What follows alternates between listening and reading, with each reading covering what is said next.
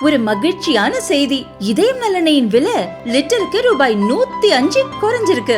September 2023ல 1 litre இதயம் நலனையின் அதிகபட்ச விலை ரூபாய் 503. ஆனா இப்ப 1 லிட்டர் இதயம் நலனையின் விலை ரூபாய் 398 மட்டும்தான் தமிழ்நாட்டுல. அப்ப இனிமே எல்லாரும் இதயம் நலனை வாங்கலாம் இல்ல? அரசியல் சட்டத்தின் 82வது பிரிவின்படி 10 ஆண்டுகளுக்கு ஒரு முறை நாடாளுமன்ற தொகுதிகள் மறுசீரமைக்கப்பட வேண்டும் என்று இருக்கிறது.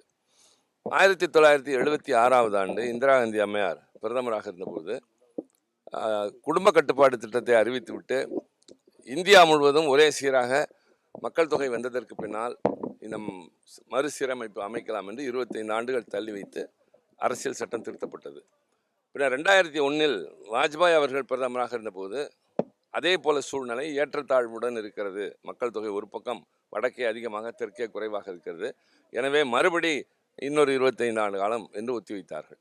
இப்போது அந்த அடிப்படையில் 2026 மக்கள் தொகை அடிப்படையிலே தொகுதி சீரமைக்க வேண்டும். 2021 கணக்கெடுக்கப்படவில்லை. ஆக இவர்கள் எப்படி பார்த்தாலும் 2011 120 கோடி மக்கள் தொகையில் தமிழ்நாடு மிக குறைவாக, தென் மாநிலங்களே குறைவாக இருக்கிறது. குடும்ப கட்டுப்பாட்டை சீராக நடைமுறைப்படுத்தியதால் வடக்கே இருக்க பக்கம் மக்கள் தொகை அதிகரித்த காரணத்தினால் அவர்களுக்கான தொகுதிகள் அதிகமாகும். 848 என்று ஒரு குறியீடு வைத்திருக்கிறார்கள் நாடாளுமன்றத்தை விரிவாக்க. அப்படி பார்க்கிற போது உத்தரப்பிரதேசத்திற்கு 80லிருந்து 143ஆக உயரும். அதே போல பீகார் மாநிலத்திற்கு 20 இடங்களுக்கு மேல் கூடும். தமிழ்நாட்டுக்கு 39லிருந்து 31ஆக குறையும். கேரளாவுக்கு 20லிருந்து 12ஆக குறையும். இது ஒரு பேர் ஆபத்து.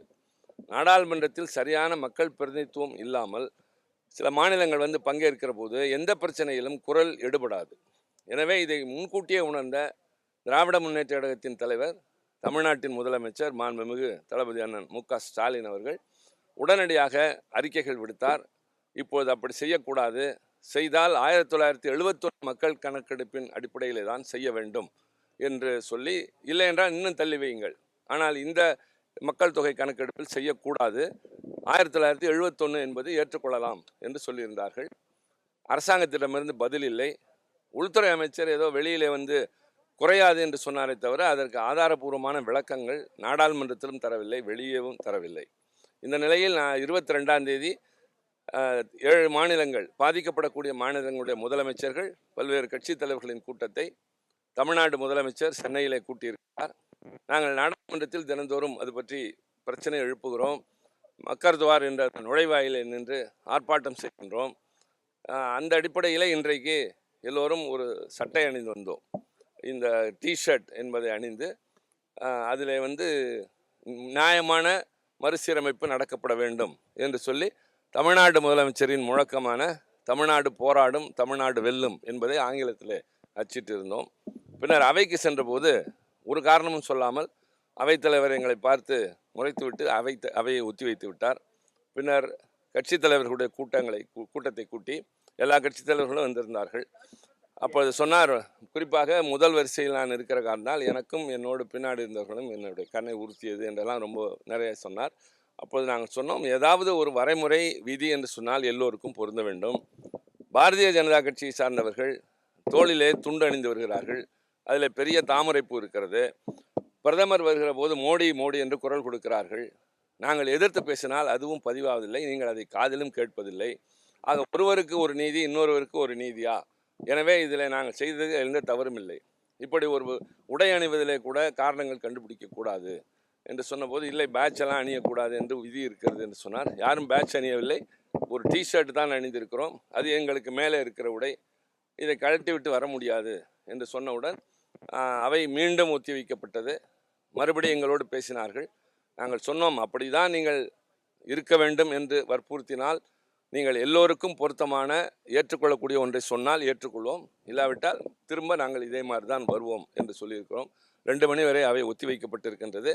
எனவே அவர்கள் ஆளுங்கட்சிக்கும் பொருந்த வேண்டும், எதிர்கட்சிக்கும் பொருந்த வேண்டும். நாங்கள் எதுவுமே செய்யக்கூடாது, ஆனால் அவர்கள் வந்து என்ன வேண்டுமானாலும் செய்யலாம் என்பது இருக்கக்கூடாது. அப்போது சொன்னார், நீங்கள் உச்சக்கட்டமாக எதிர்ப்பு என்பதை வெளிநடப்பின் மூலமாகத்தான் செய்யலாம் என்றார். வெளிநடப்பு செய்வதை நீங்கள் அவை குறிப்பிலும் பதிவதில்லை, உங்களுடைய தொலைக்காட்சியும் காட்டுவதில்லை, வெளியே இருப்பவர்களுக்கு எப்படி தெரியும்? எனவே நீங்கள் அதையும் பதிவு செய்கின்ற ஏற்பாட்டை செய்யுங்கள் என்று சொன்னோம். எல்லாவற்றையும் கேட்டுக்கொண்டார். 2 மணிக்கு வரை அவை ஒத்திவைக்கப்பட்டிருக்கின்றது.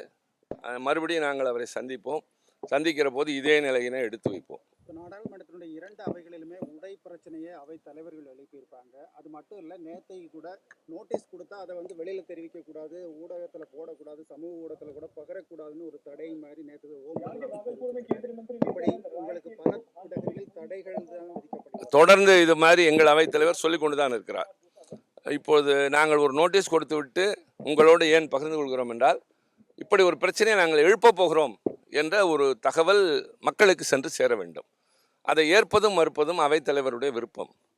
அவர் சொல்வது அவையில் வந்ததற்கு பின்னால் நீங்கள் சொல்லலாம் என்றால், காலையில் கிளம்புகிற போதே அங்கிருந்து தொலைபேசியில் இன்று என்ன செய்ய போகிறீர்கள், எங்கள் பிரச்சனையை எழுப்புவீர்களா அல்லது முக்கியமான நாட்டினுடைய பிரச்சனையை பேசுகிறீர்களா என்று யாராவது கேட்கிற போது சொல்லித்தான் தீர வேண்டும். அதை ஒன்றும் ஒளிவு மறைவில்லை. எனவே விதியின் அடிப்படையில் நாங்கள் நோட்டீஸ் கொடுக்கிறோம். அதை வெளியே சொல்லக்கூடாது என்று தடுக்க முடியாது. மீண்டும் அப்படி சொல்வார்களேனால் கொடுத்து கொண்டு தான் இருக்கிறோம், எல்லாரும் கொடுத்து கொண்டு தான் இருக்கிறோம். அடுத்து அவர்கள் என்ன சொல்கிறார்களோ நாங்களும் பேசுவோம், விளக்கம் சொல்வோம். ஆனால் நாங்கள் செய்வதில் தவறில்லை என்பதில் தெளிவாகவே இருக்கிறோம். எந்த வகையிலுமே எதிர்க்கட்சிகள் என்ன எடுத்துரைக்கிறாங்கிறது வெளியில வரக்கூடாது என்பதுதான் நம்மளுடைய நோக்கமாக இருக்குது. அதாவது இந்த அரசாங்கம் வந்ததிலிருந்து பலவிதமான கட்டுப்பாடுகள், திட்டங்கள் குறிப்பாக எதிர்க்கட்சிகளுக்கு மட்டுமே என்று இருக்கிறது. நான் சொன்னதைப் போல சன்செட் தொலைக்காட்சி என்பது ஒருதலை பட்சமாகவே செயல்படும். ஒன்று அவைத்தலைவரை காட்டும் அல்லது ஆளுங்கட்சியை காட்டும். நாங்கள் 100-200 பேர் நின்று குரல் கொடுத்தாலும் சரி, அது வெளியே தெரியாது. குரல் மட்டும்தான் எங்கோ கிணற்றில் இருந்து கேட்பது போல கேட்கப்படும். தொலைக்காட்சியிலும் காட்டப்படுவதில்லை. அவை குறிப்பிலும் இந்த கட்சி வெளியே நாங்கள் சொல்லிவிட்டு தான் வருகிறோம். We walk out on such and such reason என்று சொல்லுகிற போது அது பதிவாக வேண்டும். அதுவும் கிடையாது. ஆக இருட்டடிப்பு நடைபெறுகிறது. எங்களுடைய உரிமைகள் பறிக்கப்படுகின்றது, மறுக்கப்படுகின்றது. பல்வேறு கட்டுத்திட்டங்கள் நிறையவற்றிற்கு நாங்கள் விதிகளுக்கெல்லாம் கட்டுப்படுகிறோம். நாடாளுமன்ற மரபையோ மாண்பையோ காப்பாற்றுவதற்கு நாங்கள் யாருக்கும் இரண்டாவது பட்சம் இல்லை. நியாயமாக நடந்து கொள்வதிலும் முறையாக நாடாளுமன்ற கடமைகளில் பங்கேற்பதிலும் நாங்கள் சரியாகவே திராவிட முன்னேற்ற கழகம் செய்து வருகிறோம். எங்கள் கூட்டணி கட்சிகளும் இருக்கிறது. இன்று காலை நடைபெற்ற கூட்டத்தில் எல்லா எதிர்க்கட்சிகளும், கிட்டத்தட்ட பாரதிய ஜனதாவை தவிர எல்லா எதிர்க்கட்சிகளும் எங்களோடு உறுதுணையாக இருப்பதாகவும், நீங்கள் என்ன செய்தாலும் நாங்கள் அதற்கு துணை இருப்போம் என்று சொல்லியிருக்கிறார்கள். அவர்கள் அனைவருக்கும் என்னுடைய மனமார்ந்த நன்றி. இது ஒரு பெரிய ஒற்றுமையை காட்டியிருக்கின்றது. உரிமைகளை உயர்த்தி பிடிப்பதில் நாங்கள் செய்வதில் தவறில்லை. தவறு என்றால் அது எல்லோருக்கும் பொருத்தமாக ஒரு காரணம் சொல்லப்பட வேண்டும். ஒருவருக்கு ஒன்று இன்னொருவருக்கு ஒன்று என்று இருக்கக்கூடாது.